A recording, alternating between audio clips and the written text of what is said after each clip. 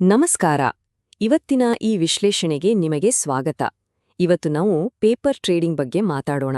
ಅಂದ್ರೆ ಒಂದೇ ₹1 ಕಳ್ಕೊಳ್ಳೋ ಭಯ ಇಲ್ದೆ ಟ್ರೇಡಿಂಗ್ ಮಾರುಕಟ್ಟೆಯನ್ನ ಕಲಿಯೋಕೆ ಸಹಾಯ ಮಾಡೋ ಒಂದು ಸಖತ್ ಪವರ್ಫುಲ್ ವಿಧಾನದ ಬಗ್ಗೆ. ಬನ್ನಿ, ಮೊದಲು ಒಂದು ಕಥೆಯಿಂದ ಶುರು ಮಾಡೋಣ. ಇದು ತುಂಬಾ ಹೊಸ ಟ್ರೇಡರ್ಗಳು ಎದುರಿಸುವ ಒಂದು ಸಾಮಾನ್ಯವಾದ ಆದರೆ ತುಂಬಾ ನೋವಿನ ಕಥೆ.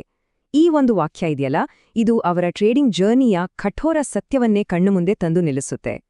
ನೋಡಿ, ಈ ಒಂದು ಪ್ಯಾಟರ್ನ್ ಇದೆಲ್ಲ, ಇದು ಹೆಚ್ಚಾಗಿ ಒಂದು ದೊಡ್ಡ ಅನಾಹುತದಲ್ಲೇ ಕೊನೆಗೊಳ್ಳುತ್ತೆ. ಬನ್ನಿ ಇದನ್ನ ಹಂತ ಹಂತವಾಗಿ ಅರ್ಥ ಮಾಡ್ಕೊಳ್ಳೋಣ. ಈ ವಿಷವರ್ತುಲ ಶುರುವಾಗೋದೇ ಒಂದು ಸಣ್ಣ ತಿಳುವಳಿಕೆ ಇಲ್ಲದ ನಷ್ಟದಿಂದ.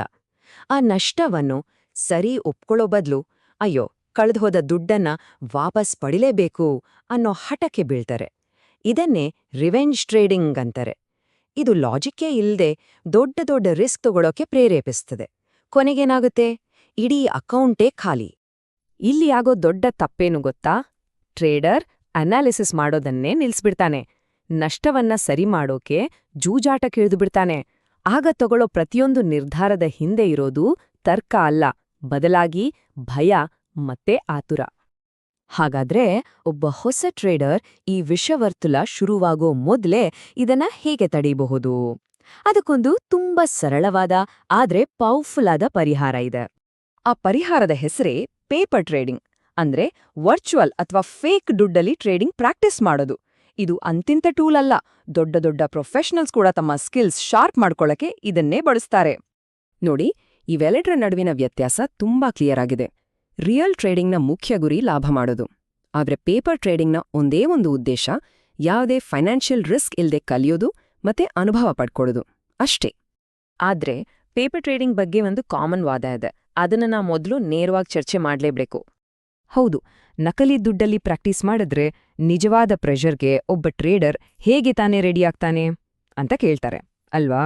ನಿಜವಾದ ದುಡ್ಡು ರಿಸ್ಕ್ನಲ್ಲಿ ಇಲ್ಲಾಂದ್ಮೇಲೆ ಲಾಭದ ಖುಷಿನೂ ಇರಲ್ಲ, ನಷ್ಟದ ನೋರೂ ಇರಲ್ಲ. ಹಾಗಿದ್ದಾಗ ಸೈಕಾಲಜಿ ಹೇಗೆ ಬಿಲ್ಡ್ ಆಗುತ್ತೆ? ಇದು ಅವರ ಪ್ರಶ್ನೆ.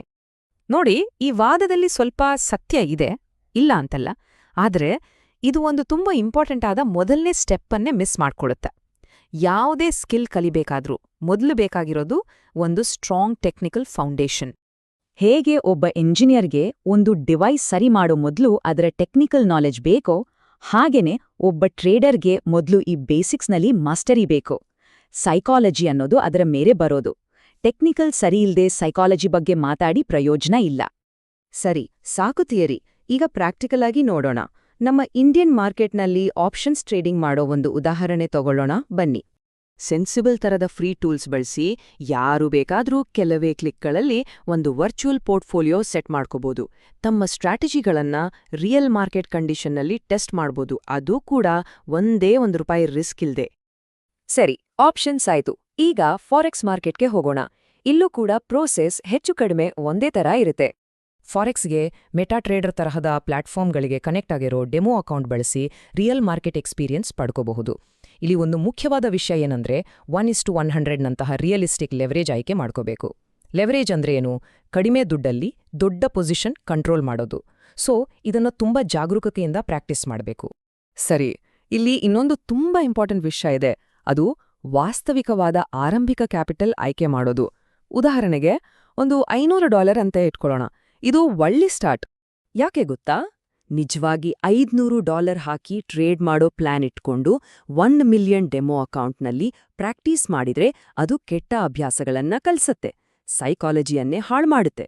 ಯಾಕಂದ್ರೆ ಆವಾಗ ರಿಸ್ಕ್ ಮತ್ತೆ ಪೊಸಿಷನ್ ಸೈಜಿಂಗ್ ಬಗ್ಗೆ ತಪ್ಪು ಕಲ್ಪನೆಗಳು ಬೆಳ್ದ್ಬಿಡುತ್ತೆ.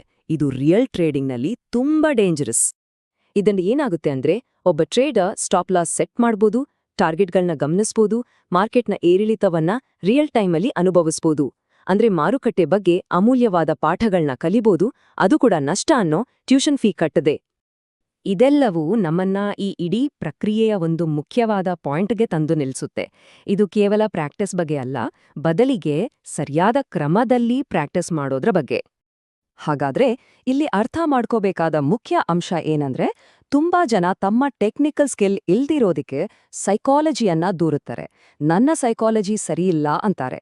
ಆದ್ರೆ ನಿಜವಾದ ಸಮಸ್ಯೆ ಇರೋದು ಅವರ ಟೆಕ್ನಿಕಲ್ ತಿಳುವಳಿಕೆಯ ಕೊರತೆಯಲ್ಲಿ. ಅದಕ್ಕೆ ಈ ರಿಸ್ಕ್ ಫ್ರೀ ವಾತಾವರಣವನ್ನ ಬಳಸಿ ನಿಮ್ಮ ಸ್ಟ್ರಾಟಜಿಗಳನ್ನ ಮತ್ತೆ ಮತ್ತೆ ಟೆಸ್ಟ್ ಮಾಡಿ. ಟೆಕ್ನಿಕಲ್ ಪ್ರೋಸೆಸ್ ಅನ್ನೋದು ನಿಮ್ಮ ಎರಡನೇ ಸ್ವಭಾವ ಆಗೋವರೆಗೂ ಪ್ರಾಕ್ಟೀಸ್ ನಿಲ್ಲಿಸಬೇಡಿ. ಕೊನೆಗೆ ಯಶಸ್ಸು ಅನ್ನೋದು ಶ್ರದ್ಧೆಯಿಂದ ಪ್ರಾಕ್ಟೀಸ್ ಮಾಡೋದ್ರಿಂದ ಬರುತ್ತೆ, ಏನೋ ತಯಾರಿ ಇಲ್ದೆ ಆಳವಾದ ನೀರಿಗೆ ಧುಮ್ಕೋದ್ರಿಂದ ಅಲ್ಲ. ಸೊ ನೀವೇ ಯೋಚನೆ ಮಾಡಿ, ನೀವು ಟ್ರೇಡ್ ಮಾಡಕ್ ತಯಾರಿ ಮಾಡ್ತಿದ್ದೀರಾ ಅಥವಾ ಸುಮ್ಮನೆ ಕಳ್ಕೊಳ್ಳೋಕ್ ತಯಾರಿ ಮಾಡ್ತಿದ್ದೀರಾ? ಸರಿಯಾದ ಸಿದ್ಧತೆಯೇ ಯಶಸ್ಸಿನ ಮೊದಲ ಹೆಜ್ಜೆ.